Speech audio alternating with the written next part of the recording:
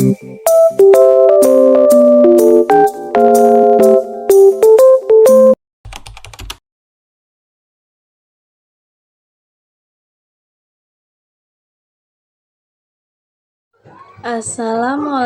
warahmatullahi wabarakatuh.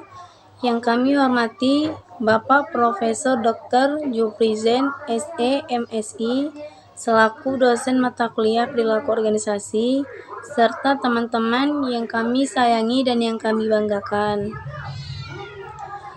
Kami dari kelompok 2 terdiri dari saya Raffi Hazra sebagai moderator dan ini rekan-rekan saya Nadila Amanda dan saya Pinka Nawangsari. Perkenalkan, nama saya Ismi Adinda Putri.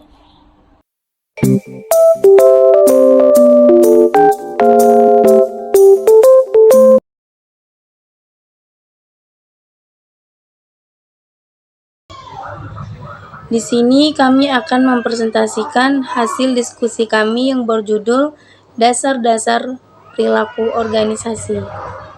Untuk mempersingkatkan waktu, mari kita mulai presentasinya.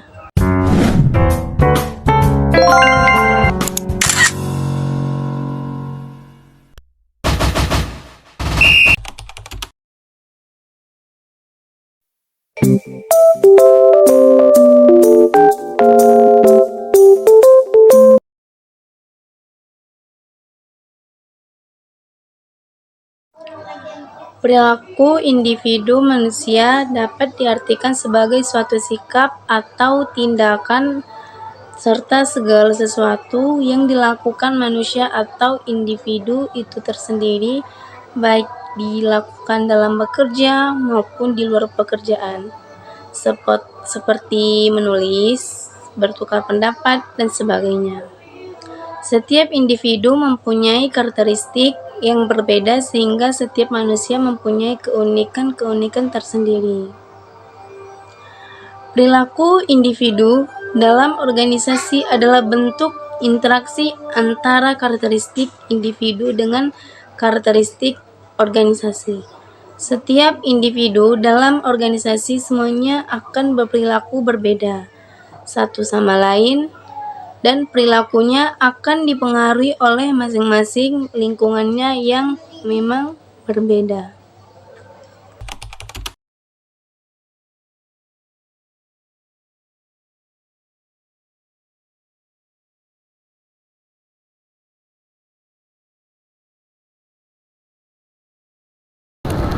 B. Dasar-dasar perilaku individu. Perbedaan individu terdapat dalam bentuk kemampuan atau yang termasuk kecerdasan yang mempengaruhi kinerja dan kepuasan karyawan. Yang pertama ada kemampuan intelektual. Kemampuan intelektual atau intellectual ability adalah kemampuan yang dibutuhkan untuk melakukan berbagai aktivitas mental pikir, menalar, dan memecahkan masalah.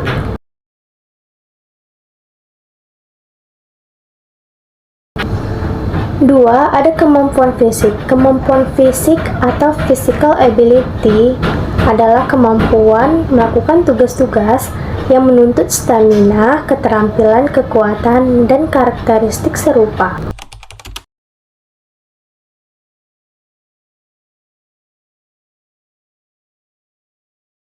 C. Karakteristik individu. Yang pertama, kemampuan atau ability. Kemampuan atau ability adalah kapasitas seseorang individu untuk mengerjakan berbagai tugas dalam suatu pekerjaan.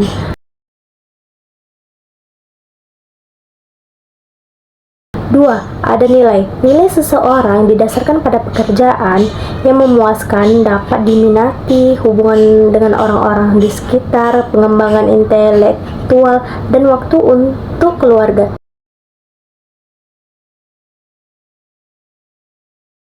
3. Sikap atau attitude. Sikap adalah pernyataan evaluatif baik yang menguntungkan atau tidak menguntungkan mengenai objek, orang, atau peristiwa.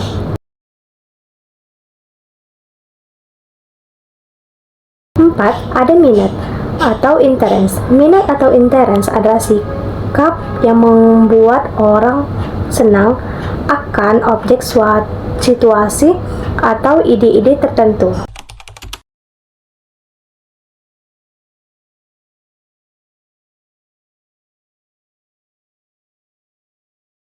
Pendekatan untuk memahami sifat manusia terdiri dari beberapa teori, yaitu yang pertama, pendekatan kognitif. Pendekatan kognitif berasal dari teori psikologi dan ilmu pengetahuan perilaku lainnya dan cenderung bersifat individu. Yang kedua, perilaku kepuasan. Teori ini menaruh perhatian pada faktor-faktor dalam diri seseorang yang menguatkan, mengarahkan, mendukung, dan menghentikan perilakunya.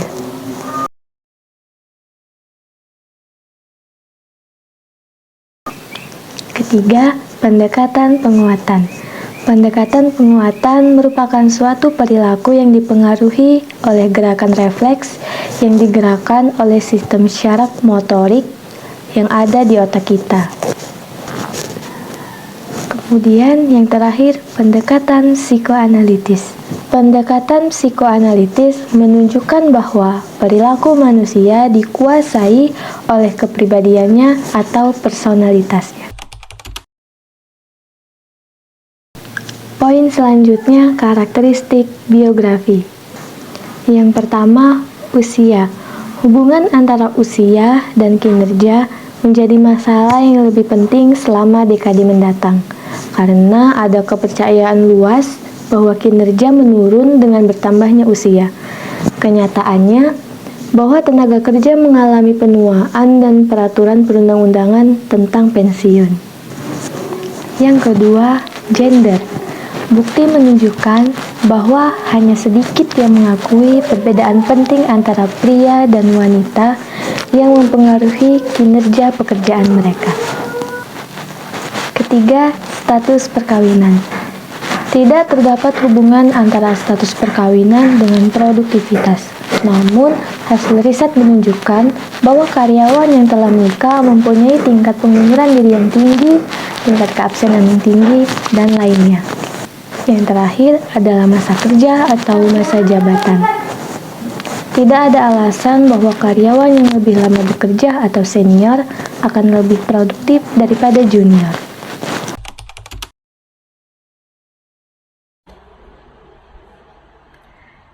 Selanjutnya, F. Proses pembelajaran. Proses pembelajaran terbagi menjadi 3, yaitu 1. Pengondisian klasik. Pengondisian klasik merupakan jenis pengondisian di mana individu merespon beberapa stimulus yang tidak bisa dan menghasilkan respon baru. 2. Pengondisian operan. Pengondisian operan merupakan jenis pengondisian di mana perilaku sukarela yang diharapkan atau mencegah sebuah hukuman. 3. Pembelajaran sosial. Pembelajaran sosial merupakan pandangan bahwa orang-orang dapat belajar melalui pengamatan dan pengalaman secara langsung.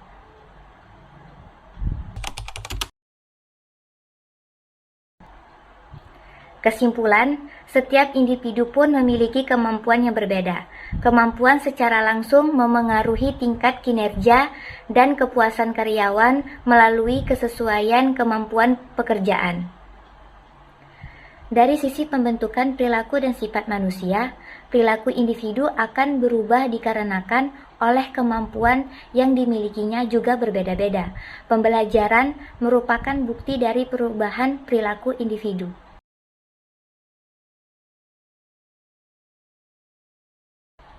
Demikian beberapa materi dari kelompok kami. Kami mohon maaf apabila ada tutur kata yang kurang berkenan. Assalamualaikum warahmatullahi wabarakatuh.